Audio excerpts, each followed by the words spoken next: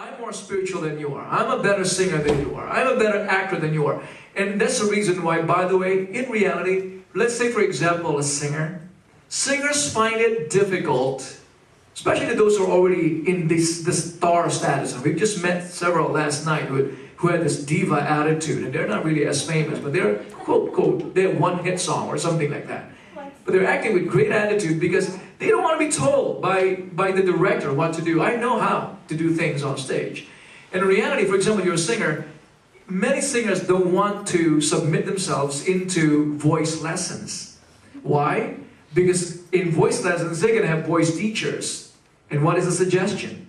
The suggestion or the connotation is, if I am being taught by this teacher, then he probably or she is a better singer than I am. And if he or she is a better singer than I am, then he or she probably deserves to be more of a star, more recognized, and better known out there, more popular out there than I am. So in a very competitive world, I don't want you to teach me. That's pride.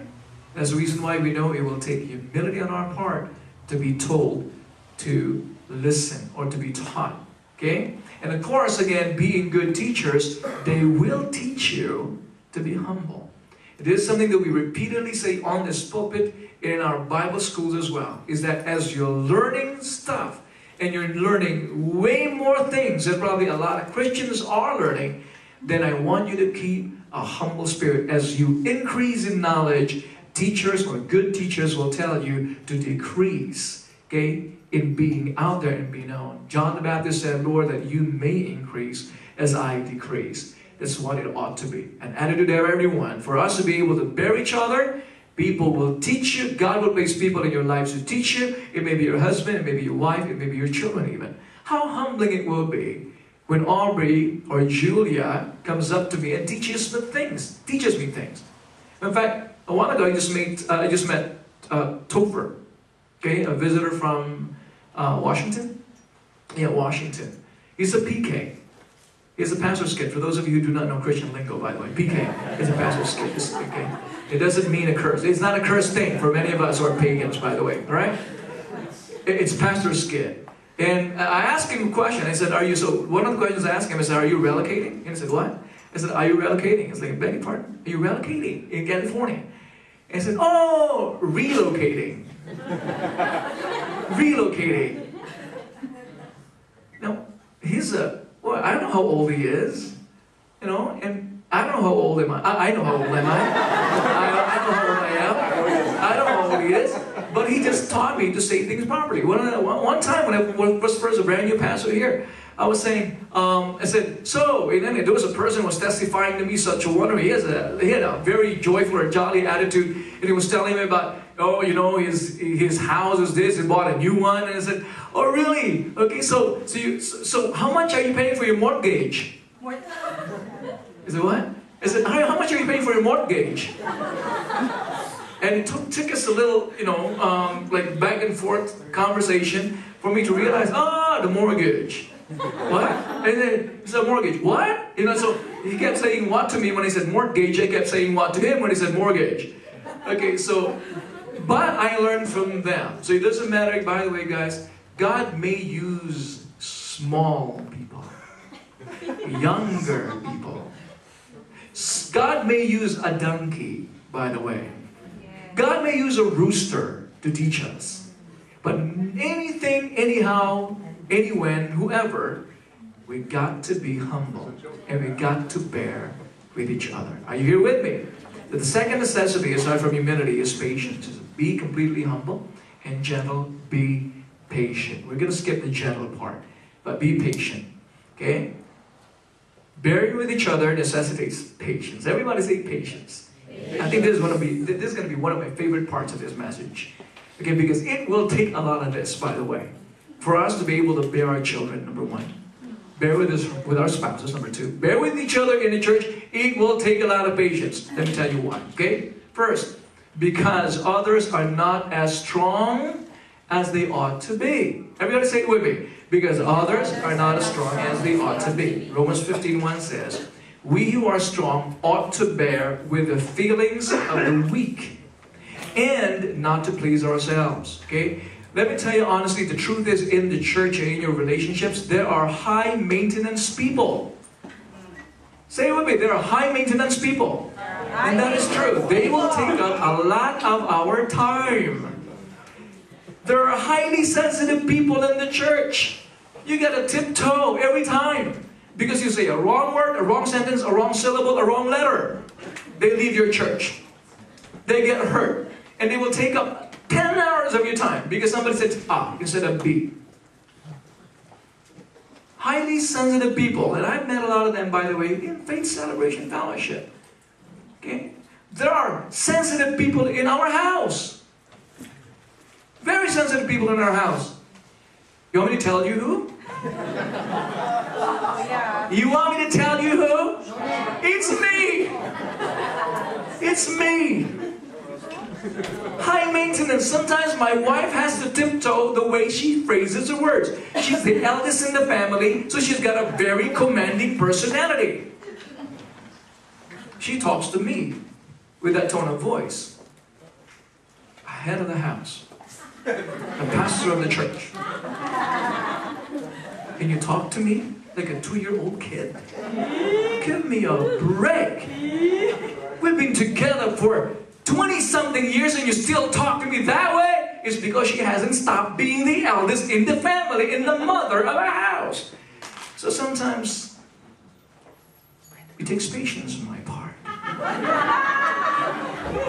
And it takes patience on her part. Because there are highly sensitive people and there are people that I need to bear as teachers as well, alright?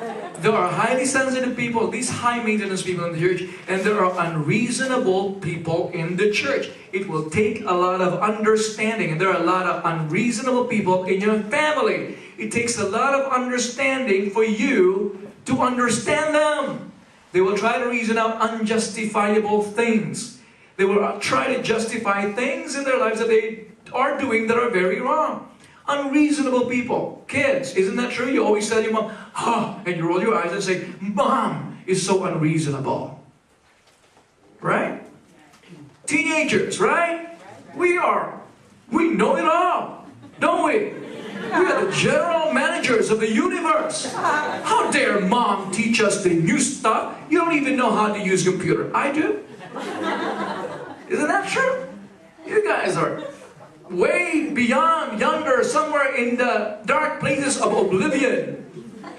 You no longer exist. So, why would you tell us some stuff like that? Okay? High maintenance people, unreasonable people. Now, moms and dads, don't believe your kids when they tell you that, alright? You are very, very important. That's why God's keeping you in the lives of your teenagers. They need you there. They just think they don't need you, but the moment they grow up, they bear their own children, and this is always the case, by the way. Always the case. Mom was right. I didn't listen to her, right? But it's too late. You've hurt your mom already, you've hurt your dad already. After all those attitudes and all those, all those attitudes that you show your dad and your mom.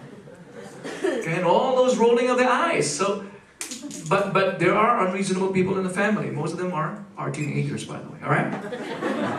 There are high maintenance people, there are slow learning people in your relationships. And there are slow learning people in the church. That's why, they're not as strong as they ought to be. They take repeated teachings. You got to teach them over and over.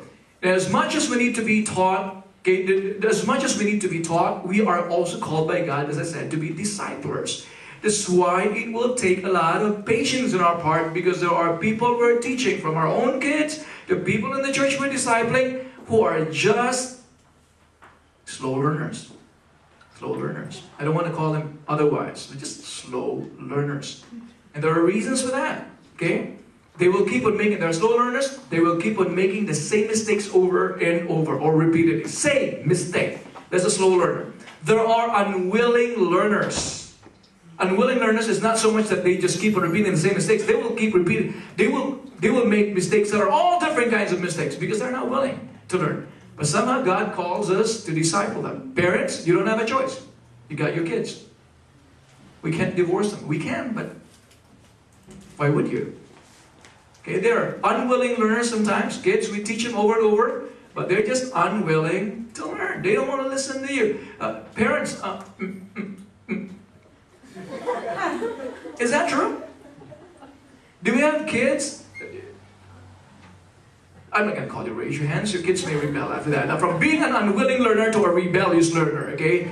If you point them out. But there are unwilling learners and there are rebellious learners. You know what rebellious learners are? Rebellious learners are people in the church or in your relationships, maybe even a husband or a wife. Rebellious are people who would do exactly the opposite of what you told them to do. You teach them something, they would believe exactly the other thing. And by the way, there are people like that. There are unsubmissive, rebellious people. Two kinds of unsubmissive people that I could point out, at least two. There's a lot more, but at least two. One who is naturally, generally unsubmissive or rebellious. What do you mean by that? People who are rebellious, unsubmissive to everybody.